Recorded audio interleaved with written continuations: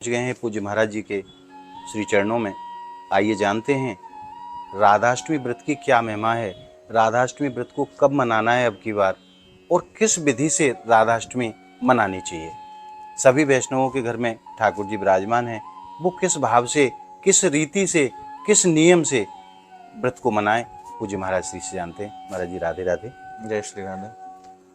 प्रभु, कई भक्तन को ऐसो विचार है कि व्रत की क्या विधि है। राधाष्टमी को व्रत अब की बार 23 तारीख को राधाष्टमी महामहोत्सव श्रीधाम बरसाना में मनाया जानो है बड़े धूमधाम से। तो कई भक्तन को ये प्रश्न आया, महाराज जी व्रत हम 22 तारीख को रखें या व्रत 23 तारीख को रखें। तो आप अपनी वाणी के माध्यम से यह चीज को निरूपण करो कि व्रत कब रखना चाहिए और कैसे रखना चाहिए। बोले श्री राधा रानी की जय, बरसाने वारी की जय। सर्वप्रथम तो हम सब लोग श्री राम बरसाना में हैं और सामने हमारी श्री जी का महल है जी। और राधाष्टमी का सुंदर पावन पर्व चल रहा है। राधाष्टमी आने वाली है, उससे पूर्व में ही हम लोग आपस में चर्चा कर रहे हैं। तो विशेष बात तो ये है कि आप सबको मैं अपनी तरफ से राधाष्टमी की खूब खूब ढेर सारी शुभकामनाएं और खूब खूब बधाइयाँ, खूब खूब श्री जी के प्राकट्य उत्सव की आप सभी वैष्णवों को, हरि भक्तों को खूब खूब मंगल कामना व्यक्त करता हूँ। दूसरी बात, जैसा कि आपने कहा कि राधाष्टमी का व्रत, देखो श्री जी के प्राकट्य की इतनी महिमा है हमारे यहाँ, राधा रानी के प्राकट्य की इतनी महिमा है। हमारे यहाँ शास्त्रों में कहा गया है कि प्रत्येक वैष्णव को हर एकादशी का व्रत करना चाहिए। जी। प्रत्येक वैष्णव को हर एकादशी का व्रत करना चाहिए। आप चाहे शिवरात्रि का व्रत करते हैं, चाहे नवरात्रि का व्रत करते हैं अथवा नहीं करते हैं, अथवा अन्य कोई भी व्रत आप करते हैं तो उसका पुण्य लगता है, नहीं करते तो पाप नहीं लगता। जी। लेकिन एकादशी के व्रत की महिमा ऐसी है कि अगर आपने एकादशी का व्रत किया तो पुण्य लगेगा और नहीं किया तो पाप लग जाएगा।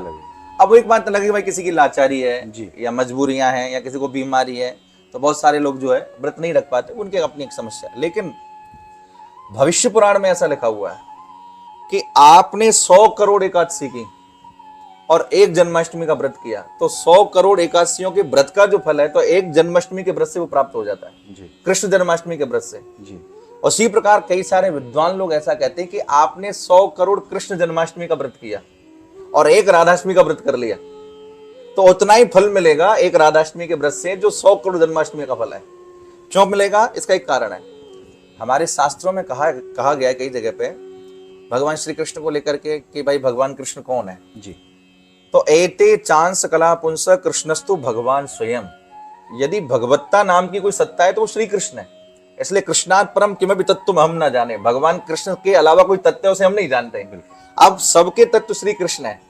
अब श्री कृष्ण का भी यदि कोई परम तत्व है तो वो हमारी श्री राधा रानी है। इसलिए एक बड़ी प्रसिद्ध कहावत है, तत्वन को हो तत्व जग जीवन श्री कृष्ण चंद्र और कृष्ण को हो तत्व वृषभानु की किशोरी है। तो हमारी श्री राधा रानी है। यानी आप एक सीधे से अर्थ में बात समझिए, आकाशात पतितम तुयम यथा गच्छति सागरम सर्वदेव नमस्कारम केशवम प्रति गच्छति।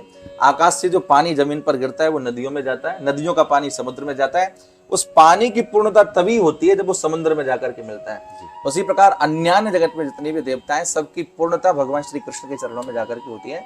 और भगवान श्री कृष्ण की जो परिपूर्णता है अथवा जैसे आप परिपूर्णतम श्री कृष्ण कहेंगे, वो परिपूर्णतम होते ही तब हैं जब वो हमारी श्री राधा रानी के पास होते हैं। इसलिए हमारे ब्रज में भी कहा जाता है, देखो दुर्यो वह कुंज कुटीर में बैठे पलोटत राधिका पान। जिस ब्रह्म को नेत नेत कहकर के मौन हो जाती है श्रुतियां, श्रुति भी जिसकी स्मृति का बोध नहीं कराती है, बड़े बड़े अमलात्मा बिमलात्मा जीवन मुक्त संत जिसके बारे में जान नहीं पाते हैं, उसके सार गर्भित तत्व को यदि समझना है, वो ब्रह्म को कहीं देखना है तो कहाँ मिलेगा? हमारे बरसाना में मिल जाएगा, गहवर वन में मिल जाएगा, कुंज कुटियों में मिल जाएगा। और क्या करता हुआ? बोले बैठो पलोटत राधिका पायन। हमारी श्री जी सहन कर रही है और हमारे श्री ठाकुर जी उनका पाद संभान कर रहे हैं। आज भी मंदिर में परंपरा है, राधा रानी के मंदिर में रात्रि में जब शयन आरती होती है तो प्राय बाहर के लोग, वैष्णव लोग दर्शन करने आते हैं, उन सबको नहीं पता होगा इस बात का। बरसाना के प्राय जो यहाँ के लोकल परिकर जो है, जो संध्या काल के समय शयन आरती में दर्शन करने जाते हैं जी, शाम के समय वो आज भी श्री जी को जो पद सुनाते हैं, धन्य धन्य राधिका के चरण जी। और आप आज भी दर्शन करना कुंज महल में, श्री जी के निज महल में आज भी ऊपर एक चित्र बने हुए हैं जहाँ पे श्री जी शयन कर रही हैं और वहां पे श्री व्यास जी का बड़ा ही सुंदर पद लिखा हुआ है, कुंज महल पट पौड़ी ठकुरानी ललिता चरण पलोटत मोहन हिस्सो हाहा खानी भई कृपाल लाल पे ललिता दे आज्ञा मुस्कानी आओ मोहन चरण पलोटो याते कुमर न जानी। बीन बजाए गाय कछु ललता दे आज्ञा मुस्कानी, और उठ बैठी ब्यास की स्वामिनी श्री वृंदावन की रानी। तो ये तो भाव बड़ा गंभीर हो जाएगा। तो मैं वही बात कहना चाहूंगा कि व्रत की जो बात है, हर वैष्णव को, हर व्यक्ति को श्री राधाष्टमी का व्रत जरूर धारण करना चाहिए। और व्रत के समय केवल भूखे रहने को व्रत नहीं कहा जाता, केवल फलाहार करने को व्रत नहीं कहा जाता कि हम भूखे रह लिए तो हमने व्रत कर लिया, कि हमने फलाहार कर लिया तो हमने व्रत कर लिया। व्रत में आप चाहे फलाहार करें, चाहे जलाहार, चाहे जल पिए, चाहे आप फल खाएं, लेकिन व्रत का मतलब होता है, उपवास का मतलब होता है उपसमीपे वासा, उपवास। आपने जिसका व्रत किया है, हमारी श्री जी का प्राकट्य, और उस दिन बड़ी पवित्रता के साथ में, शुचिता के साथ में अपने मन को श्री जी के चरणों में लगाइए, राधा रानी के चरणों में लगाइए, और उनके चरणों में प्रार्थना करते हुए उनसे यही प्रार्थना करिए, हे श्री राधिके, कि आपके चरणों की भक्ति हमें प्राप्त हो। व्रत की जो महिमा है जी, इसलिए उस व्रत की महिमा में, व्रत को धारण करते समय इस बात को मन में जरूर धारण करना है कि हम श्री जी की, उनकी कुछ सखी हैं, सहचरियां हैं, और श्री जी की कृपा से हमें ये प्रारब्ध से प्राप्त हुआ है, संतों की कृपा से, कि हम श्री जी की महिमा को समझ रहे हैं। नहीं, दुनिया में कितने सारे लोगों ने पता ही नहीं है राधाष्टमी क्या है, कहाँ की राधाष्टमी, पूरी आप जाएंगे दुनिया में, लेकिन जिन जिन पर श्री जी की कृपा है वो राधाष्टमी व्रत को भी मनाते हैं और उत्सव को भी मनाते हैं। इसलिए इस बार जो व्रत की परंपरा है, हमारे बरसाना में 23 तारीख को भोर में सवेरे 4 बजे अभिषेक है श्री राधा रानी का जी। तो अभिषेक से पूर्व जी, यानी 22 तारीख को हमारे बरसाना के अंदर 22 तारीख को व्रत रखा जाएगा, और 23 तारीख को भोर में श्री राधा रानी का अभिषेक होगा, और अभिषेक के बाद में फिर आप पारण करके कुछ पा सकते हैं। उसके पहले व्रत करें जी। व्रत में जैसे जल लेना है वो जल ले, जैसे फल लेना है वो फल ले, जिसकी जैसी सामर्थ्य है, जिसकी जैसी सामर्थ्य है उनकी सामर्थ्य के अनुसार है। लेकिन व्रत का पारण 23 तारीख को यानी 4 बजे के बाद जी, आप अभिषेक करने के पश्चात में फिर अपने व्रत का पालन कर सकते हैं। उसके पूर्व में आप व्रत करेंगे।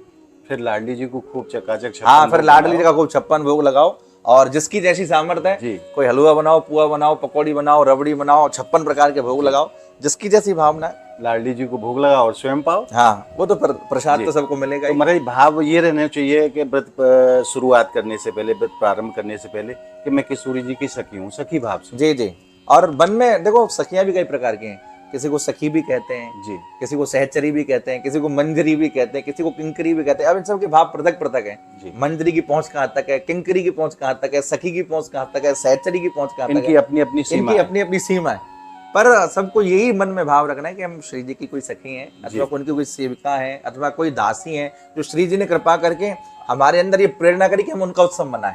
चाहे आप पुरुष रूप में हैं, चाहे स्त्री रूप में है, भाव हम यही सब होना। श्री जी की सखियां हैं, बस ये भाव मन में होना चाहिए जी। और जिसके मन में ये भाव है, देखो आप वृंदावन के रस परंपरा की वाणियों का जरा दर्शन करेंगे, अध्ययन करेंगे, तो यहाँ जितने भी आचार्य हुए, चाहे वो स्वामी श्री हरिदास जी महाराज हुए, जी, चाहे वो श्री स्वामी हरिराम व्यास जी हुए, चाहे वो श्री हरिवंश चंद्र महाप्रभु हुए, इनको रसिक त्रिवेणी कहा जाता है, वृंदावन की रसिक त्रिवेणी।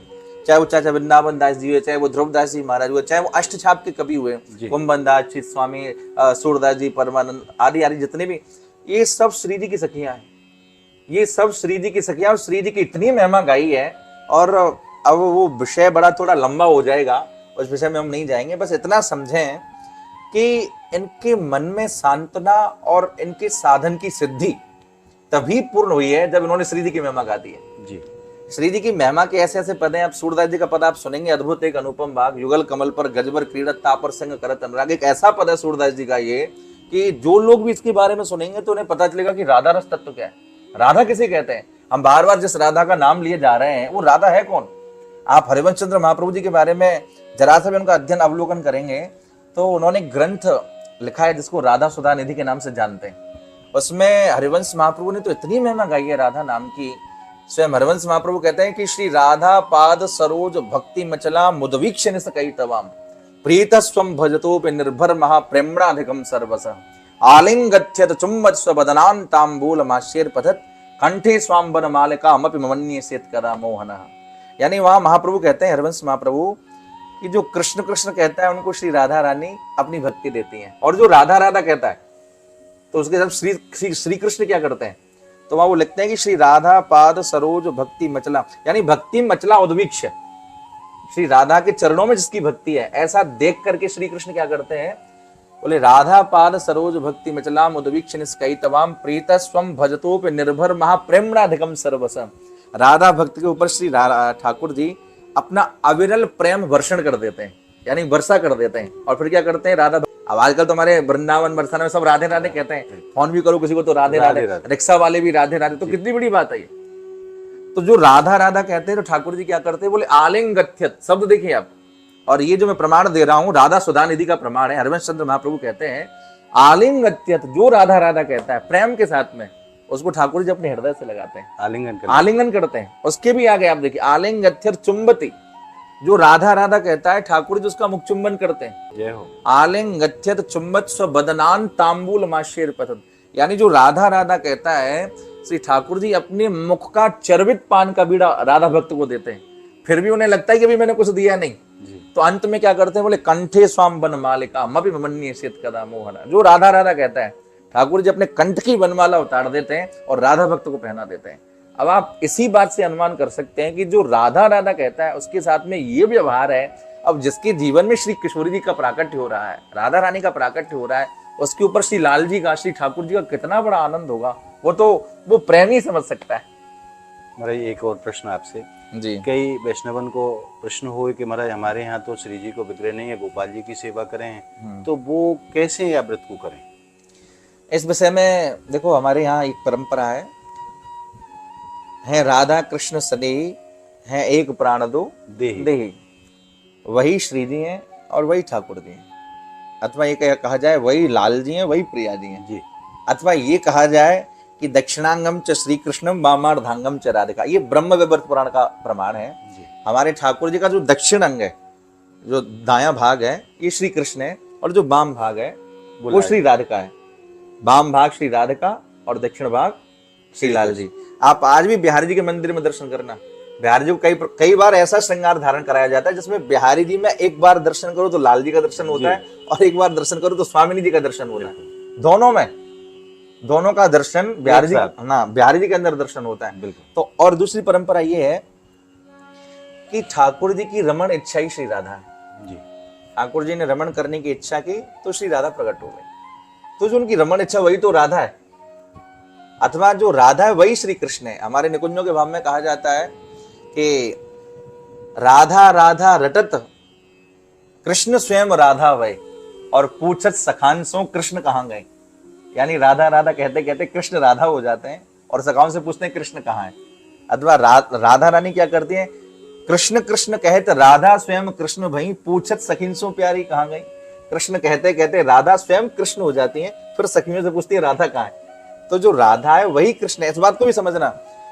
आजकल हम लोग मंदिर पर जाते हैं, बहुत सारे लोग राधा रानी को मैया कह देते हैं जी, राधा रानी को माता कह देते हैं। भैया ये बहुत बड़ा अपराध है, इस बात को आप समझ लीजिए। राधा रानी कोई माता नहीं है जी। अनंत कोट विष्णु लोग, हमारे यहाँ राधा कृपा कटाक्ष में कहा जाता है अनंत अनंत विष्णु श्री राधा रानी के चरण नख से प्रकट होते हैं। ये जितनी भी सब देवियां हैं उन सबको प्रणाम करिए, पर वो सारी की सारी देवियां हमारी श्री जी की चौखट पे वहारी लगाती हैं। इन सब की मूलभूत संपत्ति हमारी श्री राधा रानी है। राधा रानी को कभी देवी कहना, इस बात को समझिए, ये बहुत बड़ा अपराध है। राधा रानी को कभी माता कहना, ये बहुत बड़ा अपराध है। बस ये समझिए कि राधा कोई स्त्री नहीं है। बहुत सारे लोग मन में भाव ले लेते हैं कि ठाकुर जी श्री कृष्ण पुरुष है, राधा कोई स्त्री, ना ना ना, जो राधा है वही कृष्ण है, जो कृष्ण है वही राधा है। वहां द्वैत है ही नहीं, अद्वैत है, इसलिए दोनों एक ही है। अब रही बात अभिषेक कैसे करना है, जिनके घर में आजकल परंपरा है कि बहुत सारे लोग अपने घर में लड्डू गोपाल रखते हैं जी, और अपने अपने प्रेमियों के वैष्णवों के भाव है, तो वो राधाष्टमी का उत्सव कैसे मनाएं और अभिषेक कैसे कराएं जी। तो उसकी एक बड़ी सुंदर विधि है, ये भी शास्त्रोक्त विधि है कि हमारे ठाकुर जी को कभी कभी राधा रानी बनाया जाता है, और कभी कभी ठाकुर जी और राधा रानी बन जाते हैं छद्म वेश में। लाडली जी के महल में भी कई बार नथ धारण कराई जाए। हाँ, कई बार नथ धारण के दर्शन परंपरा है हमारे यहाँ की। हमारे यहाँ कहा भी जाता है हेरी श्याम पिया भाई माननी गोरे लाल मनावत लाल हो। कभी कभी ठाकुर जी श्याम प्रिया बनते हैं, श्याम प्रिया यानी राधा रानी का स्वरूप धारण करते हैं, और हमारी श्री जी गोरे लाल बन जाती है, यानी श्याम सुंदर का स्वरूप धारण कर लेती हैं। तो जिन घरों में लड्डू गोपाल जी हैं, आप बड़ा सुंदर काम कर सकते हैं। आप अपने घर के अंदर लड्डू गोपाल को श्री जी का स्वरूप धारण कराइए, नथ पहनाइए, माथे पर बुडला सजाइए, सुंदर काजल लगाइए, लाली लगाइए, लहंगा पहनाइए, फरिया नक्शे सिक तक जैसा श्री जी का श्रृंगार होता है वैसे लाल जी को। हाँ, बिछुआ से लेकर के और सिंदूर तक, मांग सिंदूर तक, नख से सिक तक जैसा श्रृंगार होता है श्री जी का, वही श्रृंगार लाल जी का धारण कराइए, लड्डू गोपाल का, और फिर उनका अभिषेक करिए, लाडली बना करके, श्री राधा बना करके फिर उनका अभिषेक करिए, बस वही आनंद प्राप्त होगा आपको। हमारे अभिषेक में क्या क्या सामग्री? अभिषेक में जैसे ये भी एक परंपरा है कि भाई पंचामृत से, जैसे दूध है, शहद है, घी है, शक्कर है, आदि आदि जो पंचामृत है, घी आदि है, इन सब से आप क्रम से स्नान करें और पंचामृत से अभिषेक करा करके, और हो सके तो उस समय जिस समय आप अभिषेक करा रहे हैं, अगर किसी को विधि का ध्यान हो तो विधि के अनुसार कराएं, लेकिन जब ज्यादा प्रेम होता है तो अगर विधि निषेध हो जाए तो कोई दोष नहीं है जी। तो अगर उस समय आपको कोई मंत्र नहीं आता तो सबसे बड़ा मंत्र है श्री राधा श्री राधा। आप अभिषेक करते करते राधा राधा राधा राधा राधा राधा राधा राधा कहते कहते अभिषेक कराइए, और अभिषेक करा करके पंचामृत से फिर उसका प्रसाद लीजिए, फिर वैष्णवों में बांटिए, जो परंपरा है उसको आप कर सकते हैं। तो कोई विशेष वस्तु जो हमारी लाडली जी को प्रिय हो? लाडली जी को, ये भी बड़ी सुंदर बात है लाडली जी को सबसे ज्यादा प्रिय हमारे ठाकुर जी हैं, लाल जी हैं, श्री कृष्ण हैं। तो लाल जी को यदि प्रसन्न करना है तो श्री कृष्ण की सेवा, श्री कृष्ण की सेवा। लाल जी को यदि प्रसन्न कर, लाडली जी को प्रसन्न करना है तो लाल जी की सेवा। इसलिए मैंने पहले ही कहा थोड़ी देर पहले कि जो कृष्ण कृष्ण कहते हैं वो हमारी स्वामिनी जी को बहुत प्रिय हैं, और जो राधा राधा कहते हैं वो लाल जी को बहुत प्रिय है जी। अब इसमें देखो उस अंतर भेद में नहीं जाना कि कौन किसको ज्यादा क्या प्रिय है जी। कभी कभी लोग कंफ्यूज हो जाते हैं। मैंने थोड़ी देर पहले इसीलिए कहा कि सारी जगत की जो मूल है वो हमारी श्री राधा रानी है, सारी जगत की जो विश्वमूल संपत्ति है, अधिष्ठात्री जिसे कहा जाएगा, वो हमारी श्री राधिका रानी है। इसलिए लाडली जी को भी जो प्रिय है वो हमारे लाल जी हैं। तो लाल जी की भी सेवा करें और लाल जी की प्रसन्नता के लिए लाडली जी की भी सेवा करें, दोनों की सेवा। हमारा ये फिर दूसरे दिन अनेकों प्रकार के व्यंजन भोग में बनाए जाते हैं, उसमें कोई ठाकुर जी को, किशोरी जी को जो प्रिय भोग है उसके विषय में आप थोड़ा सा बताएं। हाँ, दूसरे दिन जैसे जब पारण हो जाता है अभिषेक करने के बाद में, आप जब 23 तारीख को, 23 तारीख को, तो जो भी आप अपने घर में सामग्री तैयार कर रहे हैं जी, क्योंकि ठाकुर जी की सेवा में जो वस्तु जाती है उसे सामग्री कहा जाता है जी, उसे प्रसाद कहा जाता है। प्रसाद तो बाद में होता है, उसके पहले वो सामग्री है। सामग्री जब भोग लगता है उसके बाद में प्रसाद होता है, उसके पहले सामग्री। और अमनिया, अमनिया, उसको अमनिया भी कहा जाता है। अमनिया भाषा में अमनिया ही कहें भाई अमनिया यानी जिसमें ना मनिया, जिसमें मन नहीं जाए उसको अमनिया भी कहते हैं। बिल्कुल। तो सामग्री जब आप सिद्ध कर रहे हैं तो आपके मन में जो प्रेरणा हो रही है उस प्रेरणा के अनुसार आप सामग्री सिद्ध करिए। दूसरी बात, ठाकुर जी को क्या प्रिय है इसका भी प्रमाण शास्त्रों में मिलता है। लाल को मीठी खीर जो भावे, और बेला भर के लावे, यशोदा बूरो अधिक मिलावे। ठाकुर जी को खीर बहुत प्रिय है, इसलिए यशोदा मैया ठाकुर जी को खीर बहुत खिलाती हैं। खूब मीठो डाल के लावे, मैया चकाचक जाते बाके बाद कन्हैया के मैया भी मीठी ना है, बूरो और मिला दे। तो चकाचक व मीठी खीर में और बूरो थोड़ा बहुत नहीं, बूरो अधिक मिलावे। हमारे ब्रज में बेला चले पहले, अभी भी कहीं के दर्शन होता है गांवों में, बेला भर के लावे यशोदा और बूरो अधिक मिलावे। हमें बूरो जब अधिक मिला दे, जब चकाचक मीठी है, जब कन्हैया के हाँ मैया स्वाद आए वो। तो एक तो ठाकुर जी के भोग में, श्री जी के भोग में खीर जरूर बनाए जी, और दूसरा कढ़ी गोपाल दूसरा मांगे। श्री लाल जी को कढ़ी, श्री जी को कढ़ी, इसका भी भोग जरूर लगाएं। प्रयास ये करें कि अपने घर में रह करके अपने हाथों से सामग्री सिद्ध करें। बहुत सारे लोग करते कि भाई चलो बाजार से ले आएंगे मिष्ठान तो ठाकुर जी का भोग लगा देंगे। अब देखो, अब जिसके पास सुविधा नहीं है उसको तो परिस्थिति है वो अलग बात है। जिसके पास सुविधा नहीं है अथवा जो नहीं कर पा रहे हैं अथवा कोई मजबूरियां हैं, अपने ग्रह के बहुत सारे काम रहते हैं जी, अगर कोई मर्यादा आपकी अनुकूल नहीं है तो आप बाहर से लें, वो आपकी अपनी बात है। लेकिन नियम ये कहता है कि जिसे आप बहुत ज्यादा प्रेम करते हैं उसको अगर अपने हाथ से सिद्ध करके भोजन या प्रसाद या ठाकुर जी की सामग्री आप पवाते हैं तो मन में बड़ी प्रसन्नता होती है। तो आप अपने ठाकुर जी को जब लाल लड़ा रहे हैं तो एक तो अपने हाथों से बनाए, और दूसरा मीठी खीर जरूर बनाए, तीसरा कढ़ी भी जरूर बनाए, और फिर प्रेम से ठाकुर जी को। और भी बहुत सारे व्यंजन है। मतलब मैंने सुनियो है कि लाडली जी को अरबी को प्रसाद बड़ो सुंदर लगे है।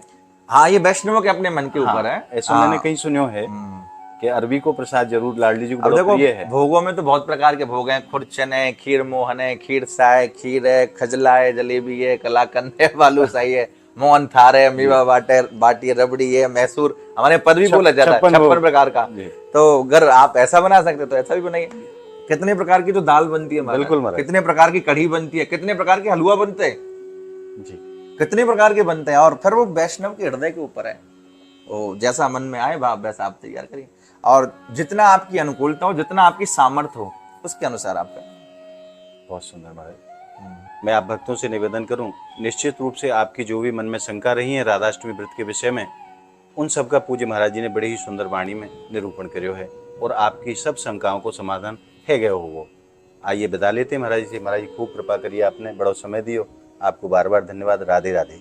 जय श्री राम। और आज आपने इस वीडियो के माध्यम से राधाष्टमी व्रत की जो महिमा है और राधाष्टमी व्रत की जो विधि है, किस प्रकार से अभिषेक करना चाहिए, किस प्रकार से व्रत करना चाहिए, कब व्रत को करना चाहिए, वो पूरी जानकारी आपने पूज्य महाराज जी के मुख से जानी। तो हमारा ये प्रयास आपको कैसा लगा, हमें कमेंट के माध्यम से ज़रूर बताएं। हमारी इस वीडियो को आप ज़्यादा से ज़्यादा लाइक करें, ज़्यादा से ज़्यादा भक्तों में शेयर करें, ताकि सभी भक्तों तक ये जानकारी पहुँच सके। अगर आपने ब्रज महिमा चैनल को अभी तक सब्सक्राइब नहीं किया है तो आप ब्रज महिमा चैनल